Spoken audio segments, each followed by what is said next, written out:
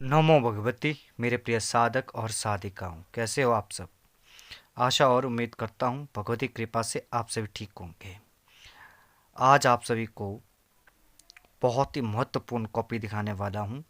वास्तव में ये कॉपी मेरी नहीं है, मैंने किसी से मांगी है पढ़ने के लिए। इसमें जो चीज़ें हैं उन चीज़ों को अपनी डायरी में उतारने के लिए और उन चीज़ों पर अनुसंधान करने के लिए, और इसमें जो मंत्र दिए गए हैं उन मंत्रों को सिद्ध करने के लिए, ताकि मैं उन मंत्रों को सीख सकूं, उन मंत्रों को कंठस्थ कर सकूं, उन मंत्रों का प्रयोग कर सकूं।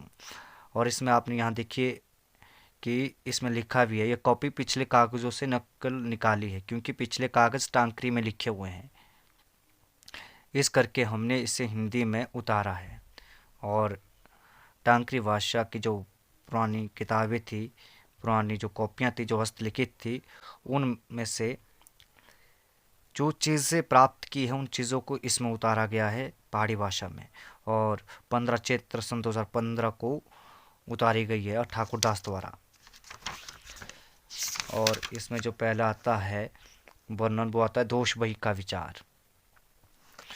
बिल्कुल पूरी पहाड़ी भाषा में जो हिमाचल प्रदेश के लोग हैं, जो मंडी जिले के लोग हैं और मंडी के सराह साइड के जो लोग हैं, वो समझ सकते हैं इस भाषा को। मैं आपको थोड़ा सा पढ़ के दिखाता हूँ। अहो पूछनहार तुसे सिरी प्रेम सेरा दा, असरा रखो तेरे कोला मंज कादिशी, बावड़ी रे व्रत कर दे होंग इदी रे चाल फेरी, भी करनी ताऊं तेरा भला होऊंगा जी। मतलब इस तरह की एक पहाड़ी भाषा है। इस दोष भाई विचार से आप बहुत कुछ जान सकते हैं कि आपके ऊपर कौन सी परेशानी है, किस वजह से परेशानी आ रही है, क्यों आ रही है, और क्या क्या घटित हो रहा है आपके जीवन में और किस कारण से घटित हो रहा है।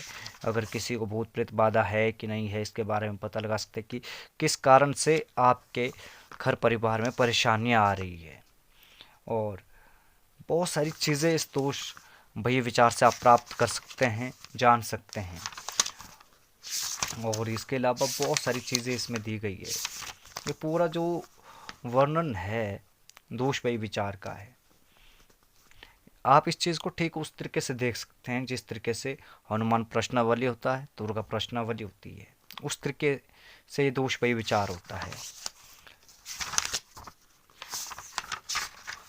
और दोष भय विचार समाप्त होने के बाद ये भी एक प्रश्नावली है। इसमें भी आप इससे पता कर सकते हैं कि आपको कौन सा कार्य करना चाहिए। जो कार्य आप कर रहे हैं, क्या उस कार्य में आपको सफलता मिलेगी या नहीं मिलेगी, क्या आपका वो कार्य सिद्ध होगा कि नहीं होगा, उस कार्य में आपको लाभ प्राप्त होगा नहीं होगा, इस सब के बारे में आप जान सकते हैं।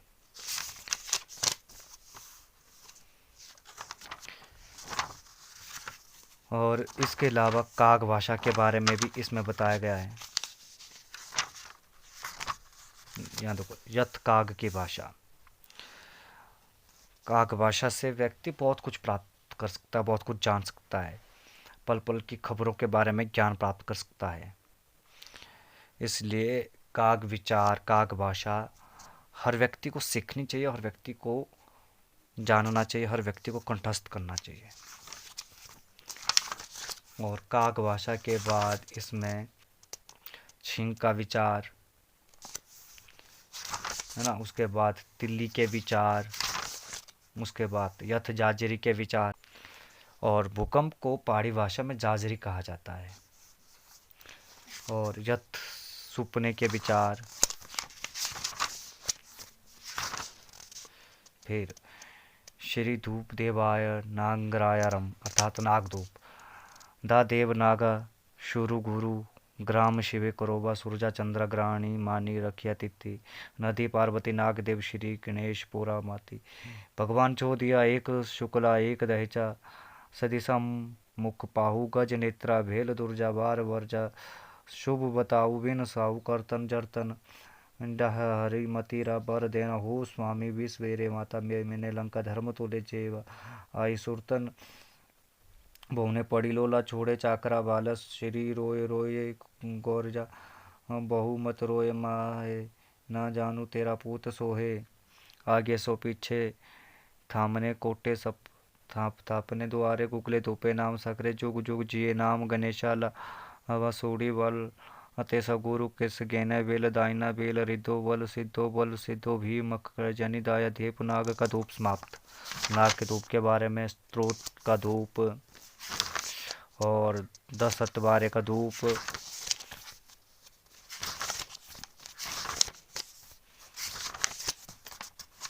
उसके बाद सिंहारी दाढ़ ठाकने का मंत्र अर्थात बाघ सिंह की दाढ़ जो होती है उसको ठाकने का मंत्र था, तो उसको किलित करने का मंत्र।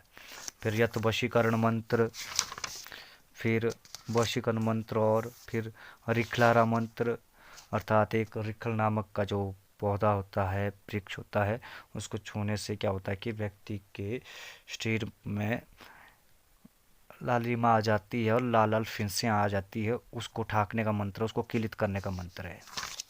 और फिर यथाभूत डंकन खाई पराई जादू बूटी टोणा शुरदा होइता तिदिरा मंत्र अर्थात भूत डंकन खिलाया पिलाया और जादू बूटी टोणा शुरदा और तादीरा मंत्र। बहुत लंबा मंत्र है ये भी। उसके बाद राजे प्राजे मोहिनी मंत्र, सारे ये पहाड़ी भाषा के मंत्र हैं। फिर चौथे जरादा मंत्र, फिर सर्प ठाकने का मंत्र अर्थात सर्प को किलित करने का मंत्र, फिर आधे सिर निवारण का मंत्र। उसके बाद यंत्र है, देखो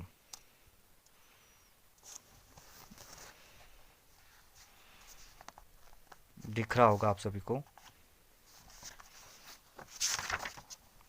तो बहुत सारे यंत्र दिए गए हैं और एक से बढ़कर एक यंत्र, भूत प्रेत वशीकरण से लेकर हर एक मंत्र। इस मंत्र को देखो, ये यंत्र कुंगु गौलोचन करी भोजपत्र मंज लिखने डंकनीरा प्रहुली हेठ रखना बोरा हुए। और देखो इस प्रकार के यंत्र है, ये पहाड़ी भाषा की विद्या है भाई, हिमाचल की विद्या है।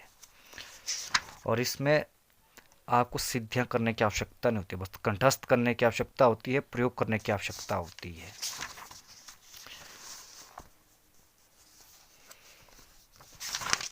बहुत सारे यंत्र तो इसमें बहुत सारे बताए गए हैं, बहुत सारे यंत्र दिए गए हैं इसमें, एक से बढ़कर एक, हर एक कार्य के लिए यंत्र।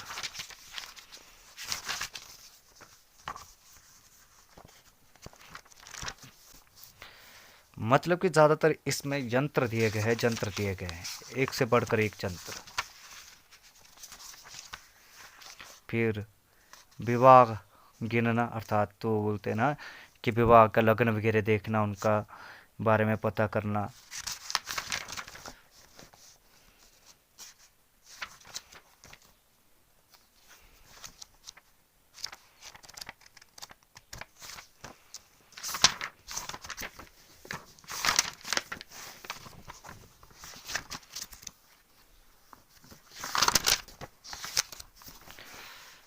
और ये देखो काग बिटने का विचार,